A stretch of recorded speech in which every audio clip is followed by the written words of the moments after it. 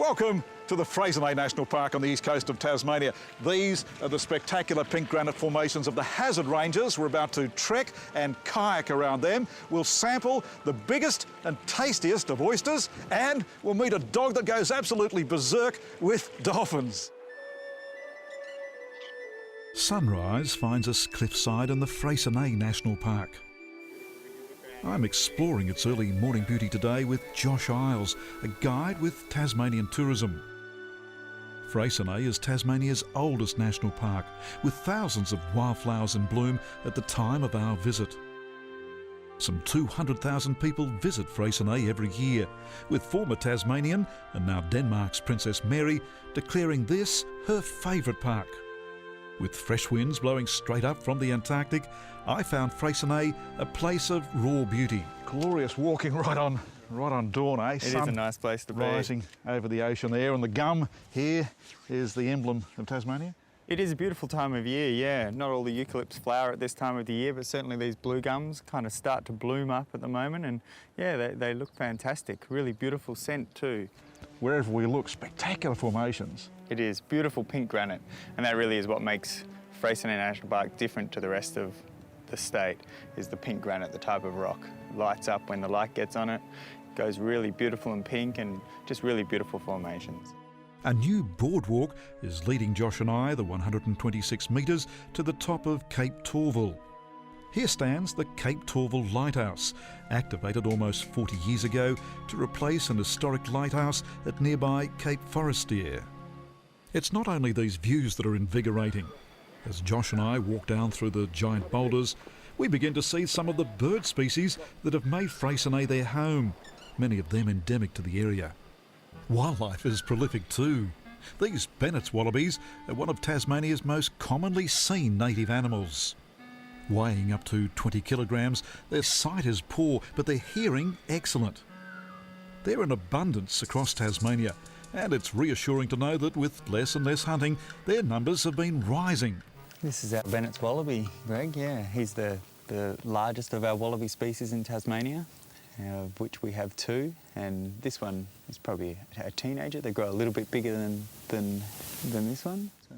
They are completely wild, but this one looks like it's used to humans here in the Freycinet National Park. Yeah, certainly he's seen a few people in his time, but also bearing in mind that our wallabies in Tasmania have no natural predators. Nothing eats these guys, so it's a pretty relaxed lifestyle. So, he's not scared of us, but it's also that he's not scared of much. So it's not only the wallabies, you've got wombats in abundance all over here. Oh, certainly, yeah. All over the state, there's a lot of wombats, but you certainly see them at Freycinet as well. Evening times is typically the best time to see them. What about that dazzling rainbow on the horizon? That's greeting us for the next leg of our Freycinet experience, a paddle with Simon Stubbs. We're in Coles Bay, named after the lonely Silas Coles, who extracted lime from the shells of the Aboriginal middens here in the early 19th century. Behind us, the Hazard Ranges, the dominant landmark of Freycinet. Today, Simon and I paddle the same waters as French explorers Louis de Freycinet and his brother Henri when they sailed here in 1802. What a playground you have here. Isn't it fantastic? Sun's out, the hazards behind us, just seeing this place off, it's just beautiful. In kayaks, we can get in very close to the shoreline, it's very nice and quiet, so we really get a chance to experience it really up close and personal. And the sort of wildlife you're getting here, we're seeing big eagles up in the trees. That's right, the white-breasted sea eagle. We get dolphins visiting us on a regular basis. And whales, humpback. Winter, we get the whales coming in, and also the Australian fur seal's a visitor as well.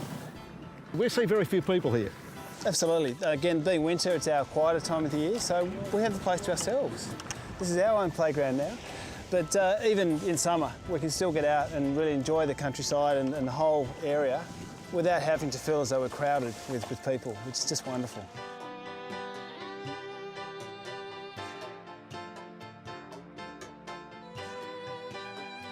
So many of the experiences we're having here in Freycinet are out on the water. The oysters from here are to die for, and the oyster fisherman we've chosen to fish with today is appropriately named Giles Fisher. Giles's leases are on Freycinet's malting lagoon. Is there money in oyster farming? There is money in oyster farming. It's a good industry. It is a wonderful industry in the terms of it's farming like anything else. I used to be a sheep farmer. Oysters from Tasmania this year have been going regularly as far away as Moscow.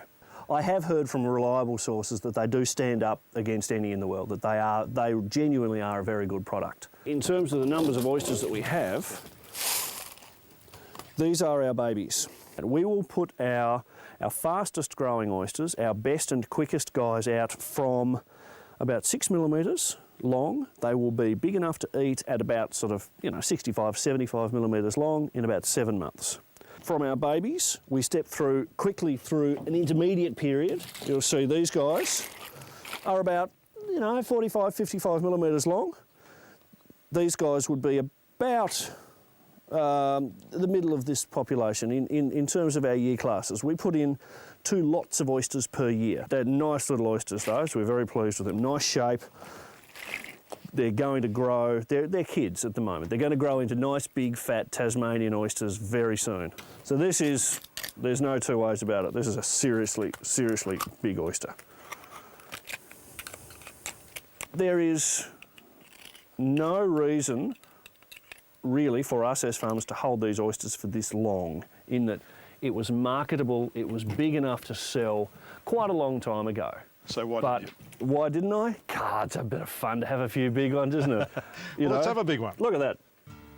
Magnific. That's like the size of a meat pie. That's huge. And what happens with an oyster that size to its taste? It will continue to taste the same as any other oyster. Not like Here we are saying this is a great big oyster, but it's still very young. An oyster will live for 70 or 80 years. Okay. Do you have any of those? If you know, I don't. All right, here we go. Here we go, down the hatch. Pretty good. He likes it. Ladies and gentlemen, we have a winner. Oh, Well done. that was good. No, it was.